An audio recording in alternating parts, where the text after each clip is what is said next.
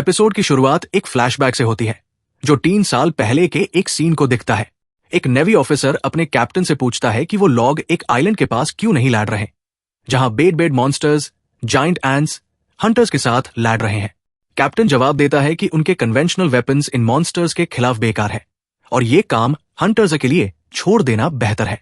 ये सीन एक बड़ा एक्शन सीक्वेंस दिखता है जहां लॉरेंक हंटर्स जाइंट रेड एंट से लैंड रहे होते हैं, लेकिन वो हार के उनके हाथों मर रहे होते हैं।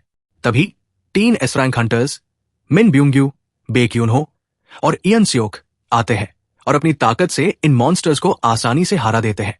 ये जेजू आइलैंड का एक ग्लिम्स था जो स्टोरी में आगे इंपॉर्टेंट बनेगा, लेकिन अभी के लिए ये एक टीजर है। अब सीन प्रेजेंट डे में शिफ्ट होती है। इस दुनिया में 10 साल पहले गेट्स नाम के पोर्टल्स खुलेदा जो एक ऑल्टरनेट डायमेंशन से जुड़ते हैं। इन गेट्स के अंदर मैजिक बीस्ट्स होते हैं और कुछ इंसानों में सुपरनैचुरल पावर्स जग गए जिनको हंटर्स कहते हैं। हंटर्स को उनकी ताकत के हिसाब से एस रैंक सबसे स्ट्रॉन्ग से ई रैंक सबसे वीक तक क्लासिफाई किया जाता है। एक बात यह भी बताई जाती है कि हंटर्स की पावर्स फिक्स्ड होती है, वो अपनी रैंक को बदल नहीं सकते। इसके बाद हम प्रोटैगनिस्ट संग जिनवू से मिलते हैं। जिनवू एक ई रैंक हंटर है और यूज वर्ल्ड्स वीकेस्ट हंटर के नाम से जाना जाता है। वो एक कंस्ट्रक्शन साइट पे रेड के लिए आता है जहां डू और हंटर्स पार्क और किम बात कर रहे होते हैं। किम पार्क को जिनवू के बारे में बताता है कि अगर जिनवू किसी रेड में है तो वो रेड आसान हाई होगी क्योंकि जिनवू इतना वीक है कि उसके बिना भी काम हो सकता है। जिनवू के साथ एक हीलर ली जूही भी आती है जो उसके पहले के मिशंस में साथ थी। जूही देखती है कि जिनवू के छोटे छोटे इंजरीज है और उससे चिंता होती है।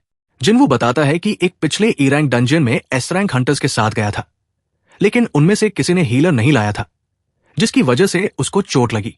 वो कहता है कि यूज ऐसी चीजों की आदत है क्योंकि वो वीक है और लॉग उसका फायदा उठाते हैं।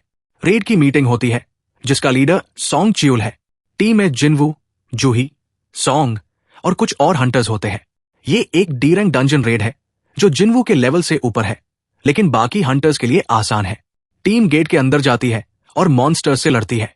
थोड़ी देर बाद जैब लगता है कि डंजन क्लियर हो गया। उन्हें एक हिडन पाथ मिलता है जो एक अनजान टेम्पल की तरफ जाता है।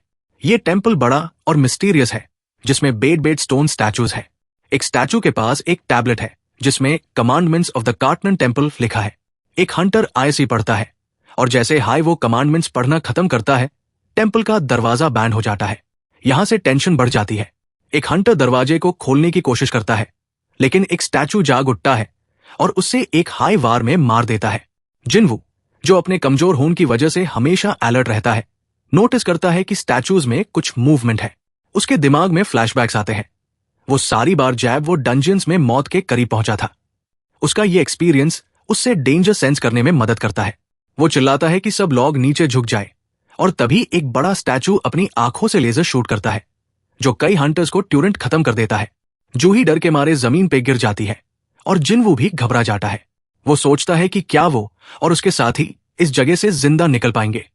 एपिसोड यहीं पे एक क्लिफहैंगर पे खत्म होता है जहां जिनवू और बाकी बचे ह्यू हंटर्स खतरे में हैं और स्टैचूज उनके लिए एक बड़ा थ्रेट बन चुके हैं।